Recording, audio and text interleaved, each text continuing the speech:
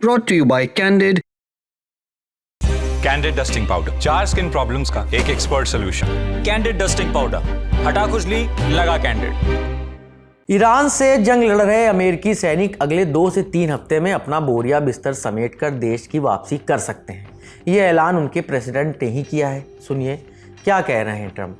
I would say that within 2 weeks, maybe 3, we're hitting them very hard. Last night we knocked out tremendous. हम बहुत जोरदार हमला कर रहे हैं।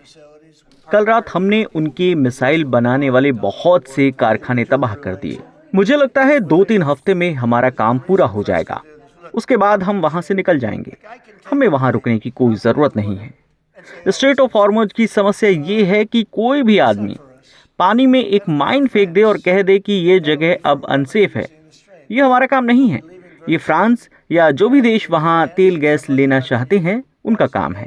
वो लोग खुद स्ट्रेट से गुजरेंगे और अपनी सुरक्षा खुद संभालेंगे।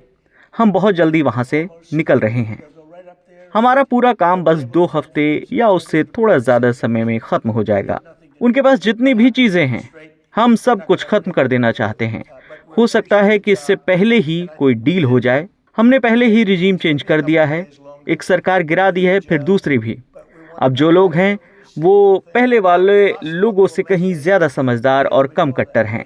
हम अब ज़्यादा तर्कसंगत लोगों से डील कर रहे हैं। जो हमने किया है वो सच में कमाल का है। ट्रंप ओवल ऑफिस में पत्रकारों से मुखातिब थे। एक पत्रकार ने उनसे ईरान की उस धमकी के बारे में सवाल किया जिसमें अमेरिकी टेक कंपनियों को निशाना बनाने की बात कही गई थी। इसके जवाब में ट्रंप ने कहा कि वो यानी ईरान ऐसा नहीं करने वाला, क्योंकि ईरान की लीडरशिप के ज़्यादातर लोग पहले ही मारे जा चुके हैं। ट्रंप ने यह भी कहा कि स्ट्रेट ऑफ हॉर्मुज़ से तेल और गैस लेने वाले अन्य देशों जैसे फ्रांस या चीन को अब मामला खुद संभालना होगा। ट्रंप ने इस बयान में यह भी बात जोड़ दी कि अमेरिका ने कट्टर और खतरनाक लोगों को मार दिया है और क्षेत्र यानी स्ट्रेट ऑफ हॉर्मुज़ अब पहले से ज़्यादा सुरक्षित है। इस बातचीत में ट्रंप से तेल की कीमतें कम करने की योजना पर भी सवाल हुए तो जवाब में ट्रंप ने कहा कि जैसे ही अमेरिका ईरान से बाहर निकलेगा तेल की कीमतें भी गिर सकती हैं। इस बीच ईरान भी बयानों के तर्कस से एक के बाद एक कई तीर चलाए पड़ा है। ईरान के विदेश मंत्री अराक्ची ने अरब देशों को अपना भाई बताया है और कहा है कि अमेरिकी सेना को अपने देश से बाहर निकालने का यही सही समय है।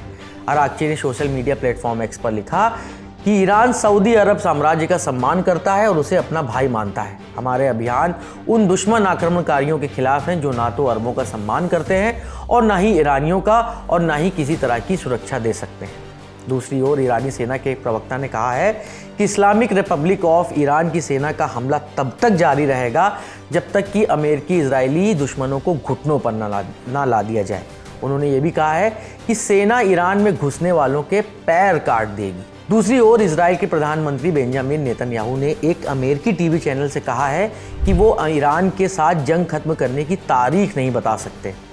बीबीसी की एक रिपोर्ट के मुताबिक नेतन्याहू ने यह भी कहा कि जंग आधे से ज़्यादा पूरी हो चुकी है और ईरान का इस्लामिक रिपब्लिक आखिरकार अंदर से ही टूट जाएगा।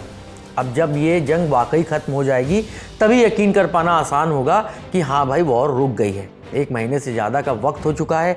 एक तरफ जंग का दायरा बढ़ता जा रहा है और दूसरी ओर ट्रंप हैं कि दर्जनों बार दावा कर चुके हैं कि जंग खत्म हो जाएगी, अमेरिका जंग जीत गया है। ट्रंप के ये जो दावे हैं वो ज़मीनी हकीकत से बिल्कुल मेल नहीं खाते। देखिए मिडिल ईस्ट में हज़ारों अमेरिकी सैनिकों की तैनाती हो रही है। ईरान भी लगातार पलटवार कर रहा है। इस मामले पर हमारी नज़र बनी हुई है। लगातार जो भी अपडेट आ रहे हैं हम आप तक वहीं पहुँचाते रहेंगे और पहुँचा भी रहे हैं। शुक्रिया।